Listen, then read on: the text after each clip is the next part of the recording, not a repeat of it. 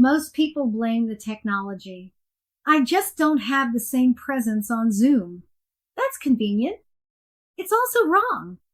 Virtual settings don't create new presence problems. They amplify the gaps that already exist in physical settings. That screen isn't hiding your presence. It's exposing it. Here's what I want you to sit with.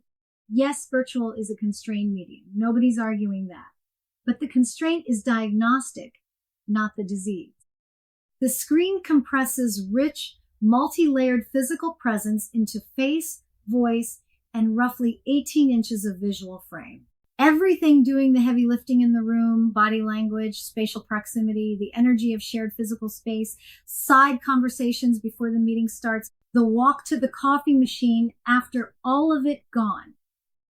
And what's left is what was actually yours all along. The question worth asking isn't whether virtual is harder. It's what was the room compensating for? Think about what that compression actually removes.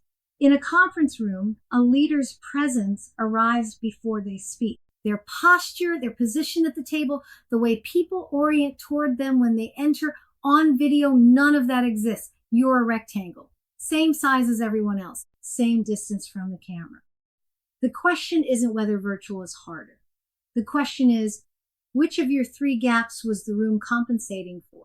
Because whatever the physical room was hiding, the screen just revealed. Look at how signal compression hits each gap type differently. A leader with an expression gap becomes more invisible. The subtle facial cues that in-person audiences could barely detect anyway. On video, they vanish completely. The camera captures a neutral face. The audience sees disengagement. A leader with an authority gap loses every structural anchor they had. No physical head of the table, no commanding entrance, no standing to make key points. What remains is voice and structure. And if structural authority was never the leader's strength, video exposes that gap ruthlessly. A leader with a context gap finds the meeting within the meeting has gone fully digital.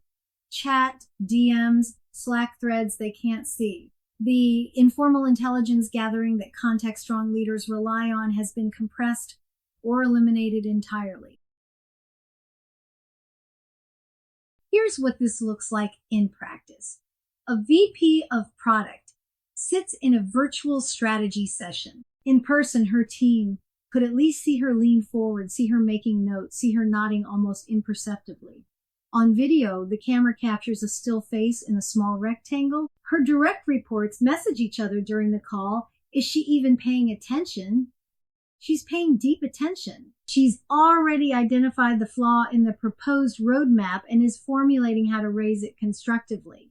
But the screen compressed everything that was barely visible in person into something fully invisible. The expression gap, which was manageable in a conference room where people could read her body language, became a genuine liability on video. Now compare that with a newly promoted SVP who used to command the room physically. First through the door, took the seat at the head of the table, stood when making key points. In virtual, none of that exists. He logs in and is one rectangle among 12. His voice, which had always been adequate when backed by physical presence, now needs to carry all the authority his body used to provide. Without structural moves, opening the meeting with a frame, naming the decision, setting the agenda, he finds himself talking over people, contributing heavily in chat, and leaving calls feeling like he lost control. The authority gap, which was masked by the physical environment, is now fully exposed. The room was doing the work. The screen proved it. Here's the reframe I want you to carry forward. Presence that depended on the physical room was never really about the room. The screen is a presence test. You can't hide behind a room you're not in. Leaders who had genuine presence, real perception alignment between intent and audience experience, carry it into virtual. Leaders whose presence depended on environmental crutches find those crutches removed. Think about the last virtual meeting where you felt your presence was weaker than in person. Was it really the technology, or was the screen exposing a gap that the physical room had been hiding? If you can name which gap type was amplified, expression, authority, or context, you already have your diagnosis. Now you know what virtual amplifies. The next question is practical. What do you actually do differently when the screen is your only stage? That's gap specific, and that's where we're going next.